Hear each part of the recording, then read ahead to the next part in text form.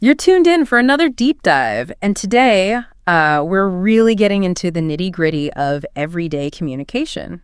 That's right. Our goal, basically, to give you the essential English phrases you need to feel, more confident in all kinds of real-world conversations. Yeah, we've been looking through this guide, the ultimate guide to essential English words and phrases for everyday conversation.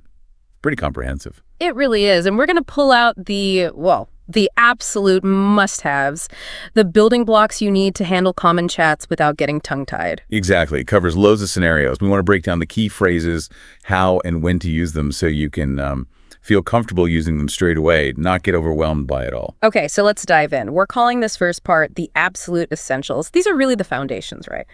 Greetings, goodbyes, polite stuff. Dipper-rock, yeah. Let's start with greetings. We've got hello, hi, and hey. They seem simple, but there are nuances, aren't there? Oh, absolutely. Think of hello as, well, a touch more formal. No. You might use it answering the phone professionally, maybe, or showing respect. Hello, Mrs. Davis, that sort of thing. Okay. Hi is your standard friendly go-to. Good for most situations, like, hi, Tom, how are you? Super common. Right. And hey. Hey is definitely the most casual, best for friends, people you know well, really relaxed settings, hey guys, what's up? Makes sense. It's all about the context, really. Totally. Okay, what about greeting people at different times? Good morning, good afternoon, good evening. What are the cutoffs for those? Generally, good morning is from when you wake up till noon. So maybe starting a meeting, good morning, everyone. Good afternoon takes you from noon till, say, 5 or 6 p.m., like walking into a hotel lobby. Good afternoon. Do you have a reservation? Okay. And then from early evening onwards, it's good evening, greeting dinner guests, perhaps. Good evening, sir. Welcome. And the key thing about good night. Ah, yes. Good night is only for saying goodbye at the end of the day. Never use it as a greeting when you arrive somewhere in the evening. Got it. That's a common slip-up. Okay, now checking in. How are you? How's it going? What's up? They all seem similar, but are they asking exactly the same thing? Not quite. There are subtle differences, mainly in formality. How are you is, the standard polite check-in. Works almost anywhere. And the typical response? A slightly more formal one is, I'm fine, thank you, and you. Very common. Right. And how's it going? A bit more casual. You'll often hear back, I'm good, thanks. How about you? Or just, good, thanks. You. Okay. And the most casual, what's up? Definitely. What's up can mean what's new, or even just what are you doing? Responses are usually pretty brief. Pretty good, not bad, or not much, nothing special. Very laid back. It's interesting how just a small word change signals that informality. It really does. Okay, meeting someone new, nice to meet you, and pleased to meet you is one more formal. Yes, pleased to meet you definitely sounds a bit more formal. You might use it more in, say, a business context or meeting someone important. Pleased to meet you, Mr. Harrison. Yeah. Nice to meet you is super common. Yeah. Very friendly. Works in almost any first meeting. Someone says, this is my friend Sarah. You'd say, hi, Sarah, nice to meet you. And responding. Usually, nice to meet you too, or just shorten it to you too. Works for both. Simple enough. And introducing ourselves. My name is Narco, or... Both are perfect. Straightforward. Hello, my name is Alex. Yeah. Or, hi, I'm Maria. Can't go wrong there. Okay, great. We've handled hellos. Now, how about saying goodbye? We've got goodbye and bye. Same formality difference. Pretty much, yeah. Goodbye is a bit more formal, maybe at the end of a work meeting or a more serious conversation. Yeah. Goodbye, see you tomorrow. Right. Bye is way more common, much more relaxed. Leaving work, friends, family, bye, have a great day. That's standard. Then there are those ones that imply you'll see the person again soon. See you later, see you soon, talk to you later. Exactly. Yeah. These are friendly, casual goodbyes for when you expect more contact. See you later. Might be later today, or just generally soon. Okay. Talk to you soon. Usually implies you'll call or message them. It was great chatting. Talk to you soon. And wishing people well. Have a good day. Have a nice evening. Have a great weekend. Yeah, these are really nice, polite ways to wrap things up. Shows consideration. Thanks for your help. Have a good day. Very common. Especially have a great weekend on a Friday. Oh, definitely. Everyone loves hearing that one. And what about take care? That feels a bit warmer. It does. It's friendly. Implies you care about their well-being. A nice, warm sign-off. I'm heading off now. Take care. Okay, greetings and goodbyes sorted. Now those essential polite words. Let's start with please. Seems obvious, but crucial. Absolutely crucial. Adding please just makes any request polite. It softens it. Can I have some water, please? Sounds so much better than just demanding water. Definitely. Yeah. Could you help me, please? Open the window, please. Makes a huge difference. It really does. Basic courtesy. And saying thanks. We have thank you, thanks a lot, thank you so much. How do we pick? Thank you is your all-purpose standard, always safe. Thanks is just the casual version. Fine with friends or for small things. Okay. Thanks a lot and thank you so much. Ramp up the gratitude. You use these when someone's really helped you out or done something significant. Thank you so much for your help. I really appreciate it. Adds that extra emphasis. And how do people usually reply to thanks? Lots of options. You're welcome is standard. No problem. My pleasure. Even don't mention it are all common, friendly responses. Good to know. Now, excuse me, this one does a few jobs, doesn't it? It really does. It's super versatile. First, getting attention politely. Excuse me, could you tell me the time? Right. Second, for minor physical inconveniences, like needing to get past someone. Excuse me, I need to get past. Third, it's often used just before asking a stranger a question. And of course, if you accidentally bump into someone, a quick, oh, excuse me, is the reflex. But not just for apologizing for burping. No, much more than that. Though it works for that too, I suppose. Okay, now for actual apologies. Sorry, I'm sorry, and the more formal, I apologize. What's the difference in weight? Sorry is your everyday apology for small things. Sorry, I'm late. Quick and easy. I'm sorry. Feels a bit more sincere, used for slightly bigger mistakes. Or when expressing sympathy. I'm sorry for breaking your vase. Or I'm so sorry to hear about your loss. It carries more feeling. Okay. I apologize is the most formal. You'd hear this more in written communication or maybe a formal business setting for a significant error. I apologize for the error. And responses to apologies? Usually things like, that's okay. No worries. Don't worry about it. If it's more serious, maybe apology accepted. Excellent. Okay. Sometimes communication breaks down a bit. Right. What if we don't understand? First phrase. Sorry, I didn't catch that. Yeah, that's a great one. Very polite way to say you missed something. Much better than just what. Right. Or we could be more direct. Could you please repeat that? Or could you say that again, please? Both perfectly fine and polite, especially with please, clearly asks for repetition. What if it's just one word we don't get? Like, what does word mean? Exactly that. What does ubiquitous mean? Just slot the word in. People are usually happy to explain. And if someone's speaking too fast, is it okay to ask them to slow down? Oh, absolutely. Could you speak a little slower, please? Is perfectly fine. Most people understand, especially if they know you're learning. What if we sort of get the idea, but not fully? I'm not sure I understand. Could you explain that in a different way? That's a really useful one. It shows you're trying but need a bit more help.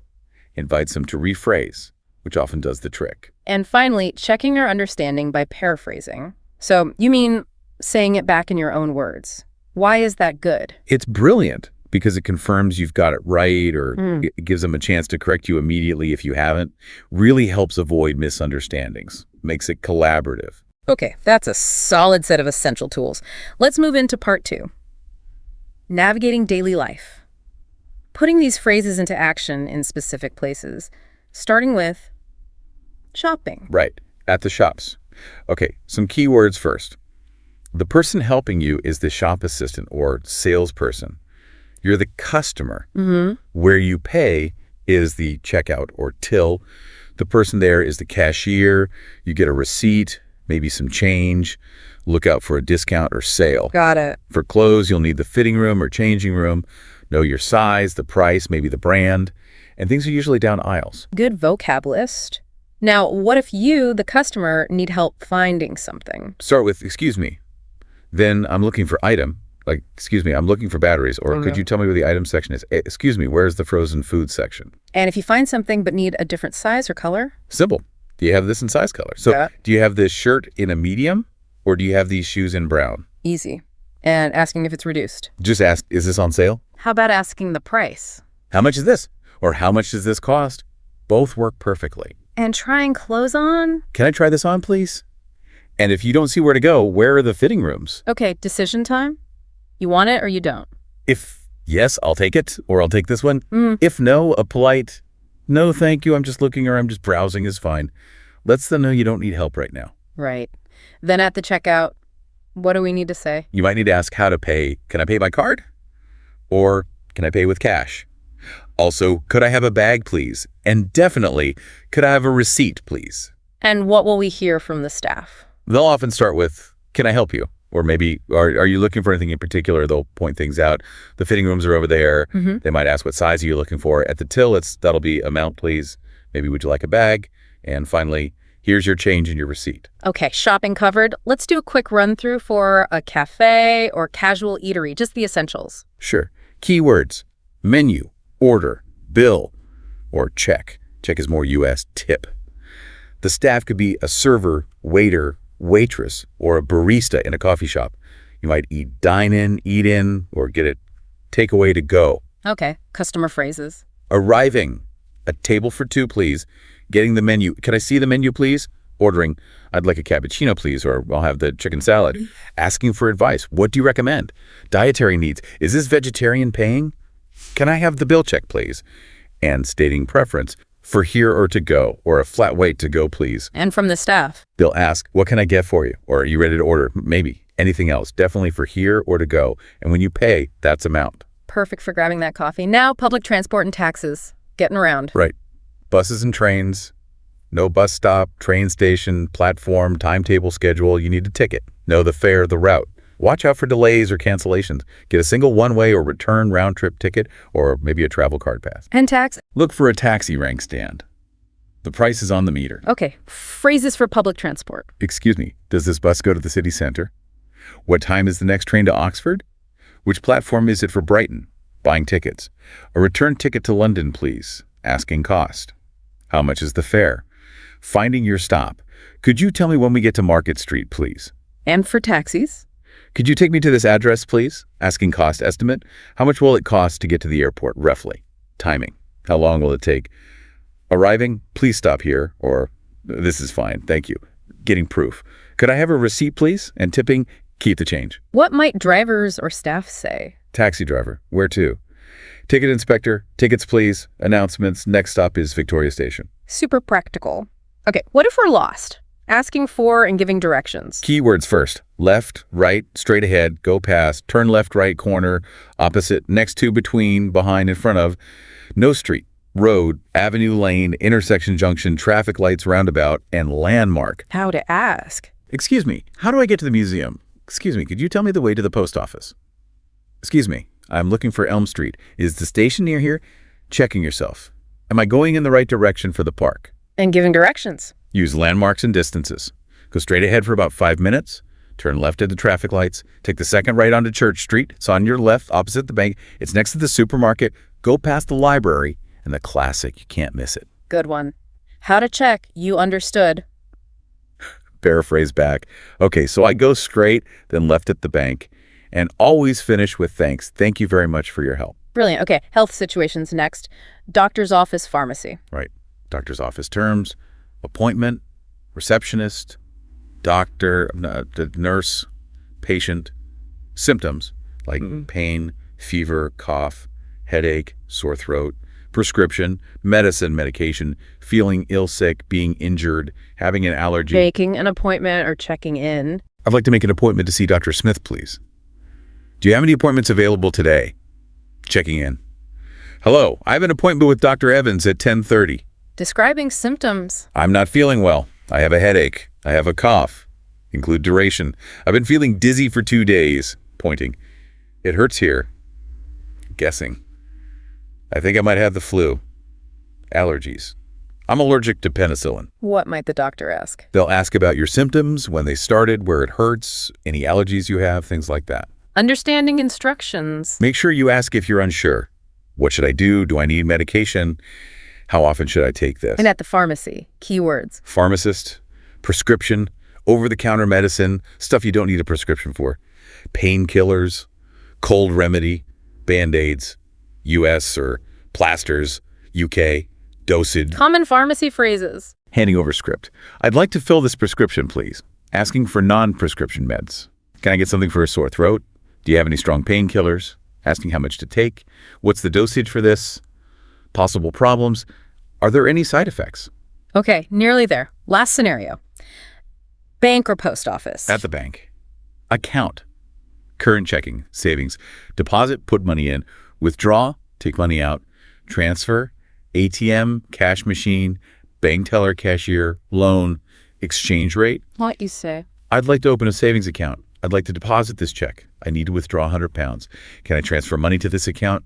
What's the exchange rate for euros today? Where's the nearest ATM? And the post office. P words: stamp, letter, parcel package, postcard, envelope, address, postcode, zip code, airmail by plane, surface mail by sea land. Common phrases there. I'd like to send this parcel to Australia.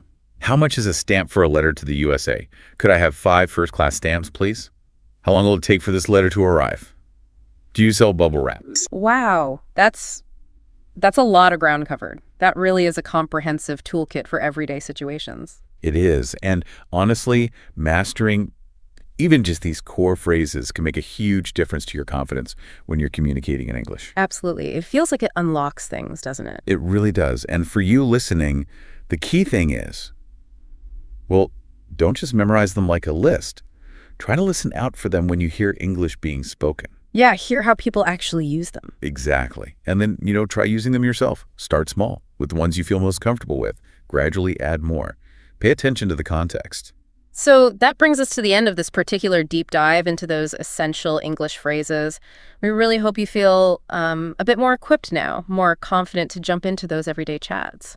Yeah, think about how just knowing these basics can open doors. It lets you handle the practical stuff, so maybe you can then move on to deeper conversations, connect with people more easily. Definitely. So our final thought for you is this.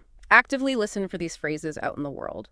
And more importantly, give them a try. Start using them. You might just surprise yourself at how quickly your confidence builds and your interactions improve.